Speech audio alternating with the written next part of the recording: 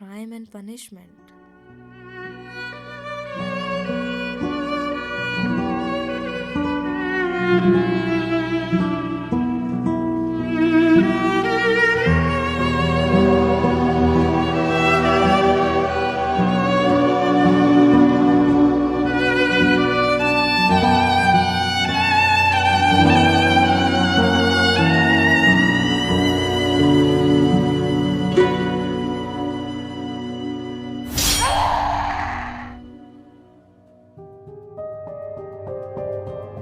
जहाँ तक है आप सब ने इस बुक के बारे में सुना ही होगा, crime and punishment by Fyodor Dostoevsky की एक मास्टरपीस किताब, इंटेंस साइकोलॉजिकल नोवेल जो गिल्ट, नैतिकता और इंसानी दिमाग की गहराइयों को एक्सप्लोर करती है। और जब आप इस बुक को पढ़ोगे या सुनोगे तो सबसे पहले तो ये कि आपको कहानी का मेन कैरेक्टर यानी रोडियन रश्कोल्निकोव के दर्द, उसके ख्याल, इनर टॉर्चर इतना रियल लगेगा कि आपका दिल खुद ही सहम जाएगा, जैसे वो क्राइम आपने ही किया हो और आप उस क्राइम के गिल्ट से तड़प रहे हो। Crime and punishment human emotion को बहुत अच्छे से और बारीकी से दिखाता है। कहानी का हर कैरेक्टर आइडियोलॉजिकल मामलों में अलग है, सबकी अपनी अलग सोच है, अपने विचार हैं। उन्हीं में से एक है रश्कोल्निकोव, कहानी का मेन कैरेक्टर, समझदार, गरीब, घमंडी, लाचार और बीमार।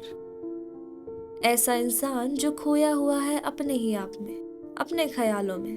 पता नहीं कि क्या ख्याल चल रहे हैं उसके मन में, कुछ अजीब सा ही बिहेव कर रहा है। दोस्तों इसके दिखा रहे हैं कि ये बंदा कुछ अजीब सा है। 2 दिन खाना खाए हुए हो गए थे, उसने कपड़े ऐसे पहने हुए थे जैसे कितने ही सालों पुराने हो। पता चल नहीं रहा कि क्या सोचना है, अपने आप से ही मन बोले जा रहा है। वो होता है ना, जैसे हम कुछ सोचते भी हैं लेकिन हम सोच भी नहीं पाते कि हम सोच क्या रहे हैं। बिना कुछ बोले ही मन में लड़ाई चलती रहती है। वैसे ही रश्कोल्निकोव के साथ हो रहा था और अचानक से उसके दिमाग में थॉट आते हैं कि नहीं, मैं ये नहीं कर सकता। क्राइम एंड पनिशमेंट ये दोस्तोयेव्स्की का काफी बड़ा वर्क है। कहते हैं जो इंटरनेशनल फेम है दुनिया भर में, जो उनकी पहचान है, तो दोस्तोयेव्स्की की इसी किताब से बनी थी। आगे का वर्क भी इनका काफी अच्छा था, लेकिन इंटरनेशनल फेम उनको इसी किताब से मिली। ये वो भी किताब है जहाँ से उनकी राइटिंग में सीरियसनेस देखने को मिली। एक एग्जिस्टेंशियल क्वेश्चन जो होते हैं लाइफ के, वो आपको इस किताब में देखने को मिलेंगे। तो मेरी पूरी कोशिश रहेगी कि इस किताब को पूरा कवर करूं। और ये पार्ट 1 है क्राइम एंड पनिशमेंट का। ये न्यू जर्नी है ऑन दिस चैनल फिलोसफी और साइकोलॉजी की। और बुक पढ़ने में वक्त लगता है, कंपाइलेशन लगता है, टाइम लगता है। In short, if you respect the content, do subscribe and be patient. अब कहानी को शुरू कर ही देते हैं।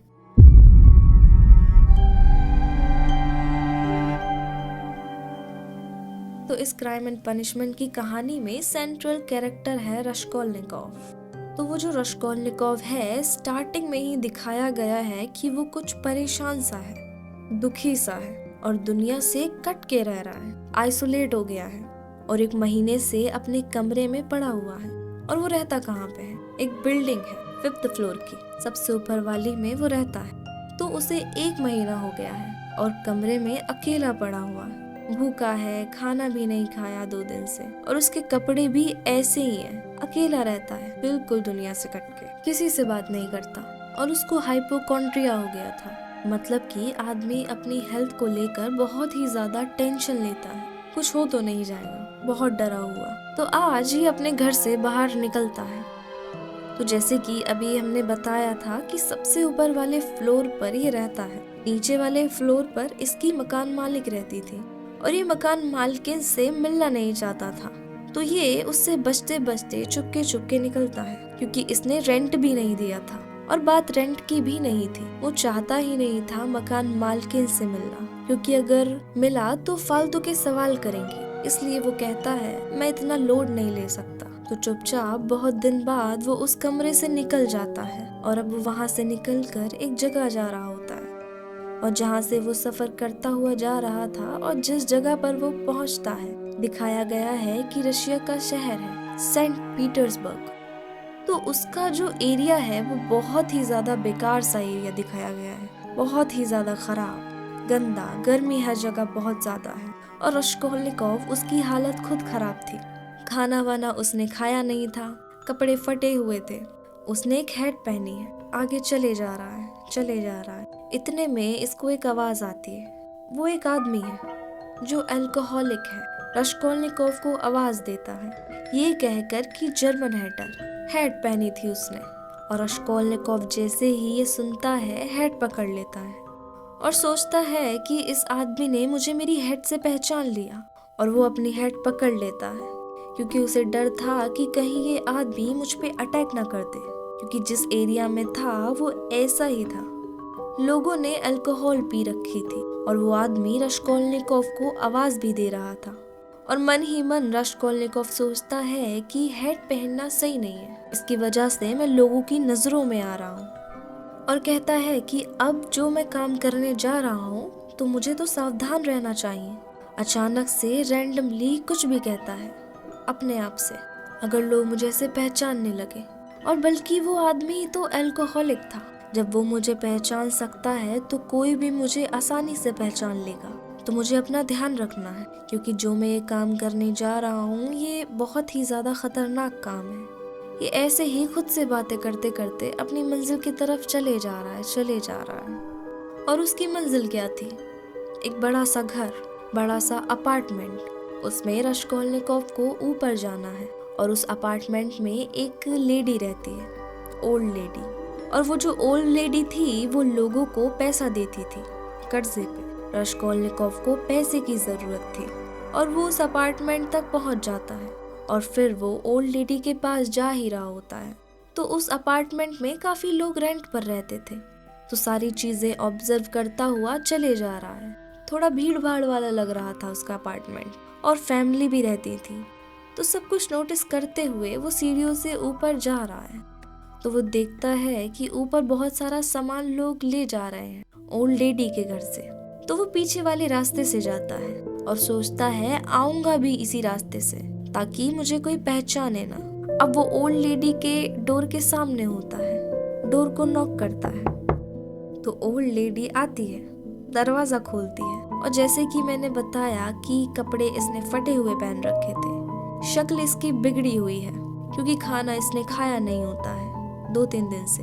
हालत भी इसकी अजीब सी हो रखी थी। वैसे दिखने में अच्छा है रश्कोलनिकोव, लेकिन कोई और ही ख्यालों में खोया हुआ है। ओल्ड लेडी दरवाजा खोलती है और कहती है कि कौन? वो बताता है मैं, रश्कोलनिकोव। वो कहती है रश्कोलनिकोव कौन? वो कहता है कि मैं पिछले महीने भी आया था आपके पास, मैंने आपके पास कुछ चीजें गिरवी रखी थी, पैसे लिए थे, और अब थोड़ा मुझे और पैसे चाहिए, मुझे पैसों की जरूरत है, तो मैं आज फिर कुछ लाया हूँ, कुछ चीज गिरवी रखने के लिए। तो वो ओल्ड लेडी उसको अंदर बुलाती है, पहचानती थी उसको, कर्जे पे लोगों को पैसा देती थी इंटरेस्ट पे। तो रश्कोलनिकोव गिरवी रखने के लिए एक घड़ी लाया था, तो वो उसे घड़ी देता है। ओल्ड लेडी कहती है मैं इसके 1.5 रूबल दूंगी। रश्कोलनिकोव कहता है 1.5 रूबल? इसके तो मुझे 4 रूबल मिलने चाहिए, रशिया में रूबल चलते थे। ओल्ड लेडी कहती है कि जो तुम पहले चीजें देकर गए थे उसका तुमने अभी तक मुझे इंटरेस्ट नहीं दिया है। तो ओल्ड लेडी उसे और सुनाने लगती है कि इसमें से भी तुम्हें काट कर दूंगी, 1.5 रूबल भी नहीं दूंगी। रश्कोलनिकोव को गुस्सा आ जाता है, लेकिन अब क्या करें, पैसे चाहिए थे, तो वो जितने रूबल देती है ले लेता है। इस दौरान रश्कोलनिकोव चुपचाप घर का हर कोना देखता है, कमरा, सोफा, खिड़की, दूसरा कमरा, सब कुछ। काफी सफाई हो रखी थी, तो लगा कि ओल्ड लेडी के साथ कोई और भी रहता था। तो पता चला कि उसकी बहन भी रहती थी, लियोना। पैसे लेकर वो बाहर निकल जाता है। सीढ़ियों में लोग आ जा रहे थे, धक्के लग रहे थे, शोर था, लेकिन वो फिर से अपने ही ख्यालों में खो जाता है। अचानक उसके दिमाग में एक आवाज आती है फिर से कि नहीं, मैं ये नहीं कर सकता। इतने नीचे गिरे हुए ख्याल मेरे दिमाग में आखिर आ भी कैसे सकते हैं। वो ऐसे ही खुद से ही लड़ रहा था। जब वो वहां से आ ही रहा होता है, रास्ते में उसकी नजर एक बार पर पड़ती है। वो पहली बार जिंदगी में एक बार में जाता है। सीढ़ियों से नीचे बेसमेंट में उतरता है। अंदर अजीब सा माहौल था। वो थोड़ा खाना खाता है वहाँ पर और पहली बार अल्कोहल पीता है, और जैसे ही वो अल्कोहल ड्रिंक करता है उसका कॉन्फिडेंस बदल जाता है। उसके अंदर एक कॉन्फ्लिक्ट चल रहा होता है। वो फिर से ख्यालों में खो रहा था, लेकिन वहाँ उसकी मुलाकात होती है मारवेदा लॉव से। एक आदमी जिसका नाम मारवेदा लॉव था, 50 साल से ऊपर का क्रॉनिक अल्कोहलिक इंसान। पीला चेहरा, सूजी हुई आंखें, फटे हुए कपड़े। वो अपने आप से बातें कर रहा था। कभी सोता तो कभी उठकर फिर से बोलने लगता। लेकिन उसकी नजर रास्कोल्निकोव पर पड़ती है और वो उसे देखकर उससे बात करने का मन बनाता है, और वो उसे देखते देखते उसके पास आ ही जाता है। वो रास्कोल्निकोव से कहता है कि देखने से तो ऐसा लगता है कि तुम अल्कोहल पीते नहीं हो, और देखने से ये भी लगता है कि तुम काफी पढ़े लिखे हो। तो रास्कोल्निकोव उसे बताता है कि हाँ, मैं नहीं पीता और मैं एक स्टूडेंट हूँ। और मारवेदा लॉव वो अपने बारे में बताना शुरू कर देता है कि मैं एक क्लर्क हूँ और पहले मैं एक नौकरी करता था, लेकिन अब जो है वो अब मेरी बहुत बुरी हालत हो गई है। बुरी हालत ऐसे हो गई है कि तुम मानोगे नहीं कि मैं पिछली 4 रातों से एक बोट में सो रहा हूँ। रशिया में एक नदी थी, नेवा रिवर, जिसमें गरीब लोग बोट में सो जाया करते थे, और मारवेदा लॉव वहीं सो रहा था 4 रातों से। और वहाँ पूरी घास ही घास है। एक कल्चर था कि जितने भी पुअर लोग थे वो बोट में सो जाया करते थे, होमलेस लोग लाइक। तो उसके कपड़ों पर भी अभी भी घास लगी हुई है। जो फाइनेंशियल हालात जो है वो बहुत ही ज्यादा खराब है, स्ट्रगलिंग कंडीशन है उसकी। तो क्या है ना कि जब वो बात कर रहा होता है तो आसपास के लोग और जो बार का मालिक है वो भी आ जाते हैं, और वो उस पर हंसने लगते हैं, जैसे वो जानते ही हो उसको कि ये तो रोज ही ऐसी बातें करता है और रोज ही किसी ना किसी को पकड़ लेता है। तो वो जो बार का ओनर है वो कहता है मारवेदा लॉव से कि तुम कुछ काम क्यों नहीं करते, तुम बातें करते हो, इतना काम क्यों नहीं करते। वो उसकी बात पे ध्यान नहीं देता। वो रास्कोल्निकोव से बात करता है। वो कहता है कि क्या मुझे अच्छा लगता है, क्या मेरे हाथ में है कि मैं काम ना करूं। वो उन सब पर ध्यान ही नहीं देता जिसने उससे सवाल किया था। ये वो सिर्फ रास्कोल्निकोव से बात कर रहा होता है और जवाब भी उसे ही दे रहा होता है। क्या मेरे हाथ में नहीं है कि मैं काम करूं या ना करूं। मेरी कंडीशन ही ऐसी है, मेरे सर्कमस्टेंसेस ही ऐसे हैं, जिससे उन्होंने मुझे ऐसी हालत में लाके खड़ा कर दिया है। लेकिन मारवेदा लॉव ऐसी सिचुएशन में क्यों है और इतनी अल्कोहल क्यों पीता है, और उसे ये चीज पता भी है कि उसे शर्मिंदगी महसूस होती है, लेकिन मारवेदा लॉव चाहकर भी कुछ नहीं करता। मारवेदा लॉव रास्कोल्निकोव को फिर खुद ही बताने लगता है अपनी कहानी। उसकी एक वाइफ थी और उसकी वो सेकंड वाइफ थी। मालूम पड़ता है कि जब उसकी मैरिज कैटरीना से हुई, उस टाइम कैटरीना एक विडो थी।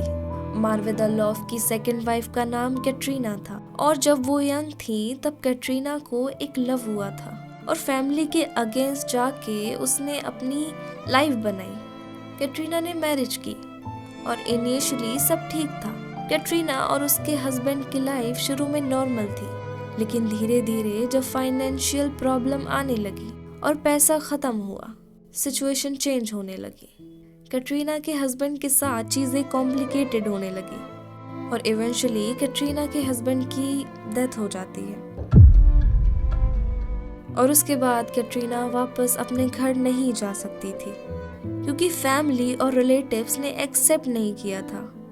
कैटरीना अकेली रह गई, लेकिन उसके 3 बच्चे थे, एक लड़की 6 साल की, एक लड़का 7 साल का और एक बड़ी लड़की 9 साल की। तब मारवेदा लॉव से उसकी हालत देखी नहीं जा रही थी, तो कुछ ऐसी सिचुएशन बनी कि उन दोनों ने शादी कर ली, क्योंकि मारवेदा लॉव की भी फर्स्ट वाइफ की डेथ हो चुकी थी। तो कैटरीना और मारवेदा लॉव की शादी हुई, सब कुछ नॉर्मल था।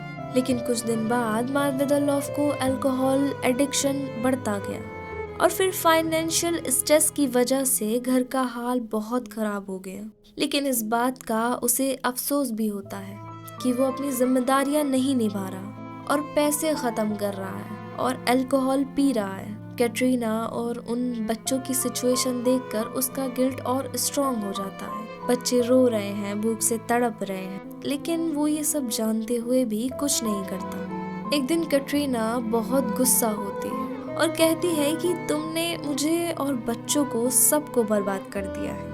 तुम कुछ करते क्यों नहीं हो? तुम्हें दिखता नहीं है कि बच्चे भूखे हैं, घर के हालात कैसे हैं? तुम्हें कुछ दिखता है या नहीं? कैटरीना बहुत दुखी रहती थी, चिड़चिड़ी, गुस्सैल, घमंडी, फाइनेंशियल स्ट्रेस की वजह से।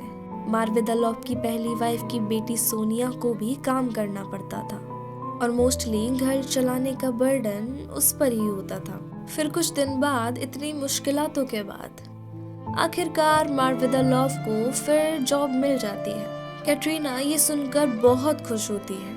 मार्विदा लॉफ का बिहेवियर चेंज होता है, वो सही तरह काम करता है, अच्छे कपड़े, अच्छा खाना, सुकून। कैटरीना की खुशी का ठिकाना नहीं रहता। पहली सैलरी डायरेक्टली कैटरीना को दी जाती है, जो कैटरीना के लिए बहुत बड़ी रिलीफ और खुशी का पल था।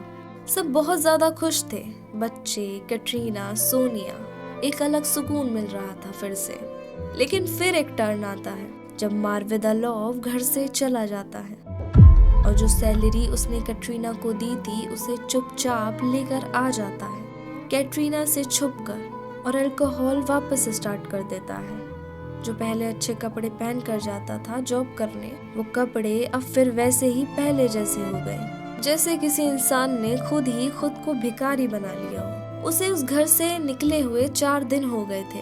वो रास्कोल्निकोव को अपनी 4 दिन पहले की बात ही बता रहा था। वो कहता है कि अब मैं घर नहीं जा सकता क्योंकि वो अपने ही घर में चोरी करके लाया था और अब वो एक हद से ज्यादा अल्कोहलिक बन गया था। उसे देखकर लोग हंसते थे, लोग उसका मजाक बनाते थे।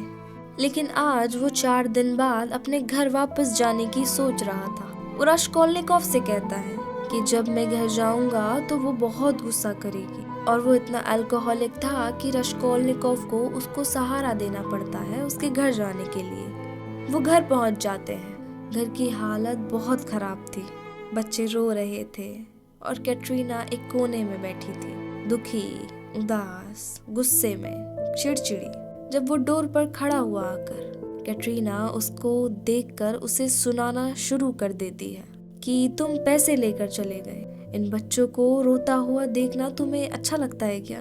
तुम्हें घर के हालात समझ नहीं आते? बहुत सुनाती है, बहुत, हद से ज्यादा।